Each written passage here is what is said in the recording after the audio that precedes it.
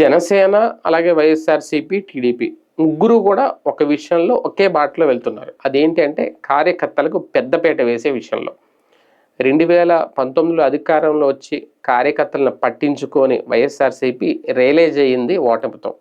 కార్యకర్తను దూరం పెట్టి ఎంత తప్పు చేశామనేది. అందుకే ఇప్పుడు కార్యకర్తలకే పెద్దపీట వేస్తున్నారు. కార్యకర్తల కోసం ఇప్పుడు వాళ్ళకి బూత్ లెవెల్ కమిటీలు వేస్తున్నారు.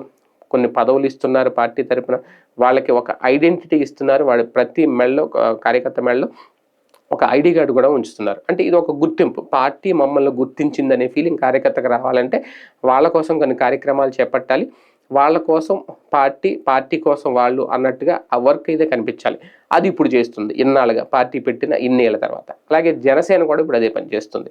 జనసేన కూడా కార్యకర్తలకు గుర్తింపునిస్తుంది. జన సైనికులకి ఇప్పటికే వాళ్ళు సభ్యత్వ నమోదు కార్యక్రమం మొదలుపెట్టినా సరే అది ఆశించిన స్థాయిలో స్పందన రాలేదు. ఇక తెలుగుదేశం పార్టీ అంటారు వాళ్ళు ఎప్పటికీ ముందుకు మా కార్యకర్తే తర్వాత మాకు ఎవరైనా అంటారు. అందుకే వాళ్ళకి 1,20,00,000 సభ్యత్వాలు ఉన్నాయి.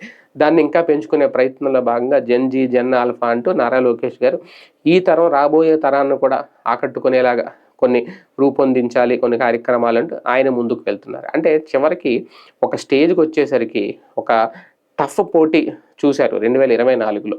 ఒక పార్టీని, అది కూడా 151 స్థానాల్లో ఉన్న ఒక పార్టీని అధికారంలో గద్దె దించాలి అంటే 3 పార్టీలు కలిసి ఎంత కష్టపడ్డాయో, అలాగే అన్ని స్థానాల్లో అంత ఓటు బ్యాంక్ దక్కించుకొని చాలా సింపుల్గా ముగ్గురు కలిస్తే ఓటమి పాలయ్యామంటే వాళ్ళు ఎంత కార్యకర్తల్ని నిర్లక్ష్యంగా చూశారు, నిర్లక్ష్యం వహించారు అనే దాని మీద వాళ్ళు రిలీజ్ అయ్యారు.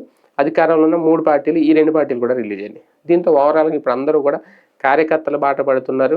కార్యకర్తలకు పెద్దపీట వేస్తున్నారు.